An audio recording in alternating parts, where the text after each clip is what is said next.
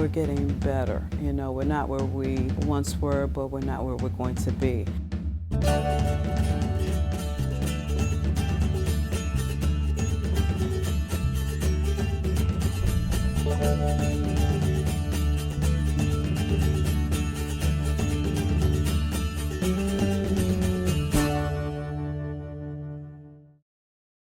Welcome to Face Chicago. I'm Debbie Frazier. We know that Chicago has a crime problem. Some would also say that Chicago has a policing problem. Still others say that we wouldn't have the crime if members of the community and witnesses would talk to police about what they know. To make matters more complex, new Mayor Lori Lightfoot was the former president of the Chicago Police Board, which is a civilian body that oversees police disciplinary cases. Those who would criticize police forget that officers put their lives on the line every day, and that fact alone puts them under high stress.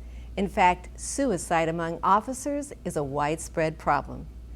Today, we're talking with a longtime veteran of the Chicago Police Department about the challenges of policing in the city of Chicago. But before we get to our guests, we asked faith leaders the question, what are some of the greatest issues facing Chicago? And here's what they had to say. Well, the issues, as we all know, that are facing Chicagoland have to do with the violence and the random shootings. Well, certainly it's violence. It's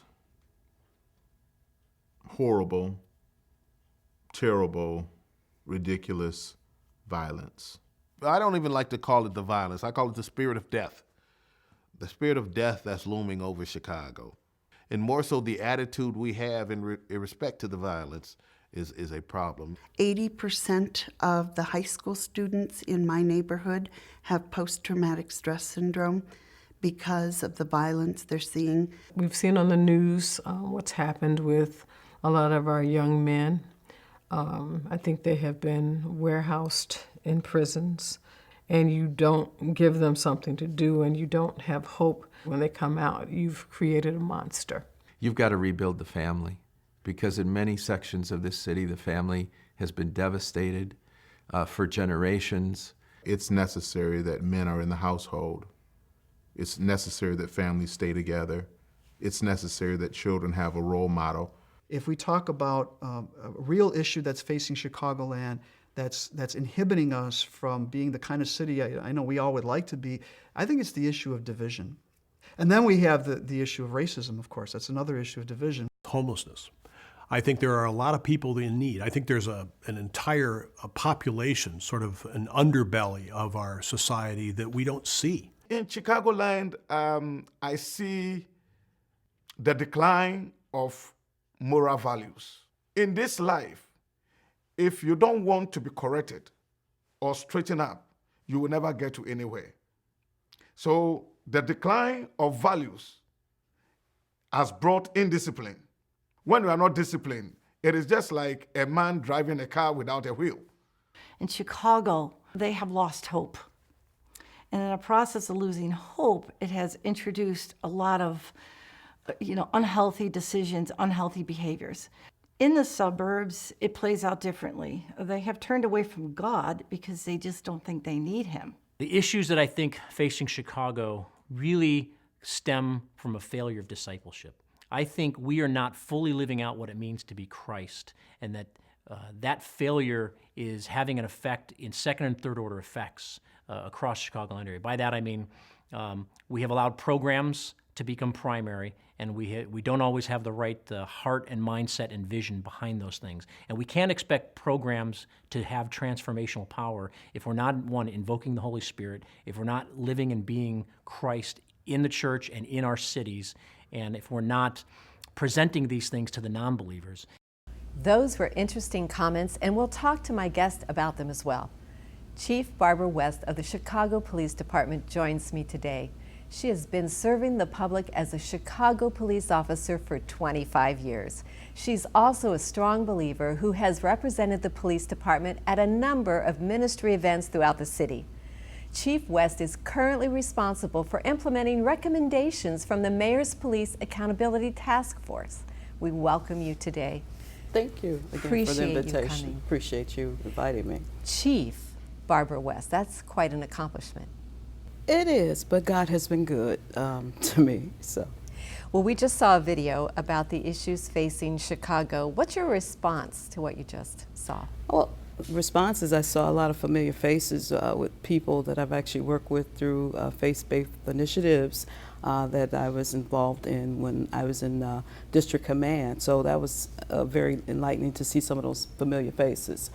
They spoke about, violence, and violence is just the result of many other things that could be happening in communities, right? When we talk about poverty, when we speak about addictions, when we think about families, broken homes, those things tend to lend towards the violence that you may see on the streets. In the city of Chicago, we experience a lot of gang violence, members, people involved in, gang conflicts where they're fighting one another for territory or drug locations or just reputations. So you see a lot of that occurs on the street. In Chicago, back in 2016, we did see a spike in our violence. But over the course of the last several years, we've been reducing that through different measures, through using technology, through our strategic decision support centers, through adding additional police officers, through adding additional detectives to investigate crimes. So as policing goes, we've done a lot of things to reduce the violence that we've been seeing in our communities. So you're seeing a positive change, yes, in terms of violence. Well, I think you can speak to this one. How are police perceived in Chicago? Well, it depends on which community you may want to speak to. You have some communities that love police and they are always engaged with us and they like seeing us around. And that could be in the same particular neighborhood, right? So you have some people who are not necessarily engaged with the police. But what we're doing about it is this. So, we know we have to re-engage our community. We know we have to become more community policing oriented and not just necessarily responding to calls, but actually being there and being part of the neighborhoods before the bad things, so to speak, may happen. There's a perception that some African Americans feel police treat them almost like animals. Is that warranted? Well, I would have to say that when we talk about, I go to training with that question because training requires, currently we're seeking and going through training in terms of procedural justice, right? And procedural justice is, to me, a way to train our officers so that when they stop an individual, when they engage with someone in the community, that they treat them respectfully and fairly. They explain to them why they're stopping them. They explain to them what the purpose is for this encounter so that they have an understanding. I think that lack of communication and that lack of understanding creates some of this dialogue that I'm not being treated fairly or being treated in a certain manner. So there's quite a bit of activity that's going on in the police force trying to rid the community of some of these concerns. Absolutely. And you're seeing improvement. Absolutely. Currently, I don't know if we have a consent decree which hits on a lot of different items and topics. Yeah. I'd like to hear more about that. Sure. So, last 2016, the U.S. Department of Justice filed a suit against us for unfair practices. And so with that, the Illinois Attorney General brought a complaint against the City of Chicago, and we are part of the City of Chicago Police Department, in order to make some changes and reforms in the Chicago Police Department. There's 10 major topics that we are working on reforms and training and changing policies. One of them being, impartial policing, community policing, use of force, accountability. We talk about supervision, officer wellness and effectiveness, and our data management. I'm just listing a few of them, that's not all of them. But those are some of the high-level topics that we're getting into in terms of making reforms for the Chicago Police Department. And many of them deals with and address with community concerns that we've seen. You've been so amenable to answer all my questions. I want to get up close and personal with you after the break. We'll continue our discussion on policing with Chief West. We'll learn more about her faith and we'll talk about the stresses placed on police officers. That's right after the break.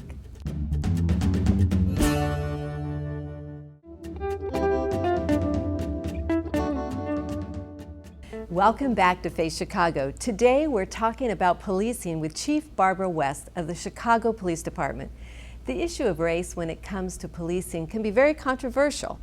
Pastor Charlie Dates of Progressive Baptist Church responds to the idea that some people in law enforcement say we wouldn't have a problem if people just followed the law. Take a look. My criticism of the argument that suggests that black people and brown people would be treated equally and fairly by police and the governing authorities if they just obey the law is historically dishonest. You cannot in any way suggest that there is a higher moralism, that there is a greater integrity among white people as in a way that does not exist among black and brown people. And for that reason, police are predisposed to target black and brown people. That's just not honest. It is that they are treated differently when they are found doing wrong. I was on the phone this week with a pastor in Dallas who was once a public defender in Pennsylvania. And he was telling me of an instance where a young black man was literally being convicted of a felony for a fight at a party where the police officer blamed him for something he did not do. However, he said that as a white public defender, he had been in that same circumstance, fighting at a party, and the police came in and just broke it up and said, "You kids go home." So at one party, the police come in and say, "You kids go home." At another party, the police pull guns, handcuffs, and take people away. Do police treat people of color differently? You want to treat everyone fairly with the same set of circumstances. Given the same set of circumstances, the same set of rules should apply to all. So implicit bias training helps some of that resolve. Why did you go into law enforcement? Oh, why did I go into law enforcement? You know, I went into law enforcement to actually help people. You know, given that, you know, I find it to be of service. It's a way for me to give back to my community. Growing up in some of the challenging communities in Chicago, I experienced some of the trauma, some of the violence that you hear on the radio, on the television. How? You know, gunshots, you know, that was something that was normal. The violence, the murders, that was normal. So me choosing law enforcement was a way for me to give back and be of service. Did you lose people close to you? Absolutely. You know, lost my brother to violence. So yeah, I did lose people personally. How old were you? I was probably 20 years old at the time. I was going to college at the time, and yeah, I lost my brother. You don't get over that. Oh, absolutely. It's a trauma that affects the family for the lifetime when you lose an individual to violence. You know, when you're sick, you understand that, right? Mm-hmm. Sickness, illness, age, that's understandable. But when someone's life is taken, it's something that creates a hole and a void in a family for the duration of whoever remembers him, you know. Are you able to use that to help others in a circumstance that you may enter? Oh, absolutely, because especially when I come on a scene of a mother or a brother or sibling that's experienced a trauma, I can sympathize with them and empathize with them at the same time, understanding what they're feeling. I felt too at some given point in time in my life, so yeah. You're a believer. Sure. What does your faith mean to you? Oh, it means everything to me. You know, I know that every day I get up, God's given me another opportunity, right? He's given me another chance. I might have screwed up yesterday, but He's given me another chance. So I see every day as a fresh start, you know, a renewing of His mercy and saying, well, you know, you screwed up yesterday, but you can do it better today because I'm giving you another chance. So that's what it means to me, everything. How do you take your faith into the workplace? Oh, I have to. You know, I couldn't do what I do without having it with me. You know, my faith allows me to be fair. My faith allows me to give myself more than I want, give myself more away than what I want to keep for myself. So being able to give the community, being able to give my people that work for me, the people I work with, everything, and trying to fulfill in them some way and showing them that there is a light that He shines through me. Well, more to cover in just a minute. We're going to take a short break, okay. And when we return, we'll continue with Chief Barbara West. We'll talk about what makes a good police officer, and we'll also talk about the epidemic of officer suicide. So please stay with us.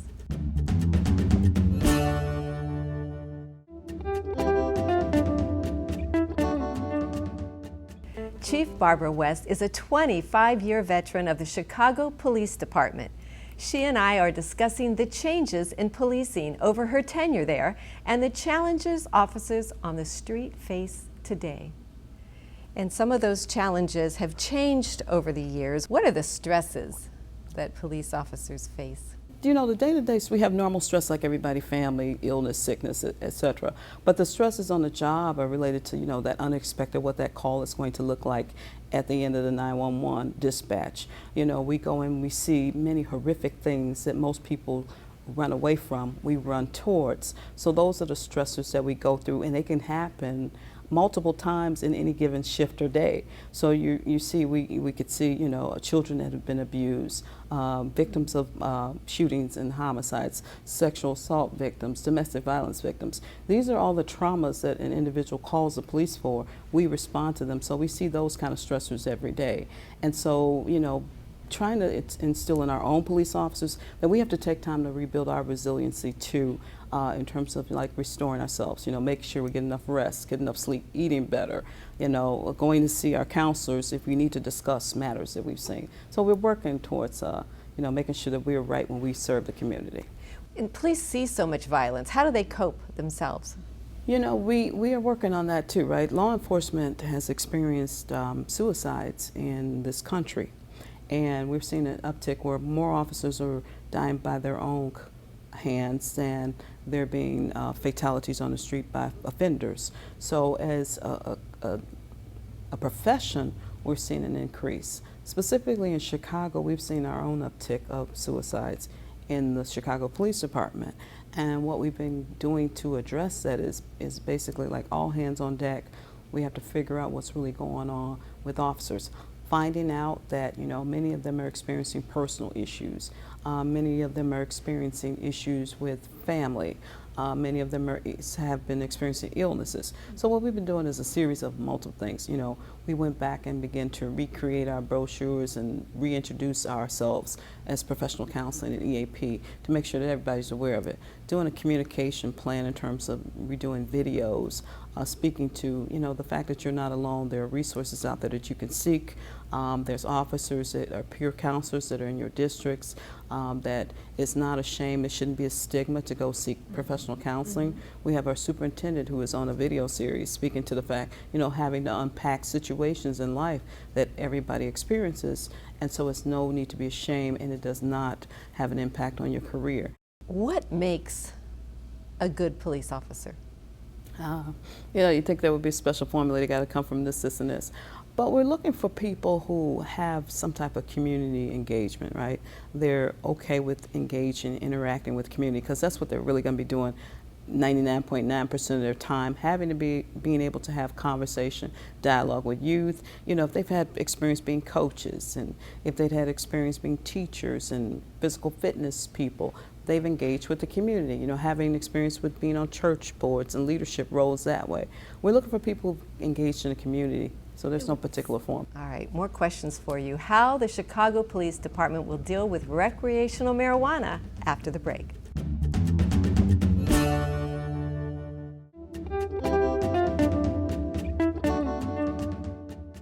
Chief Barbara West, who oversees the Bureau of Organizational Development at the Chicago Police Department, is my guest.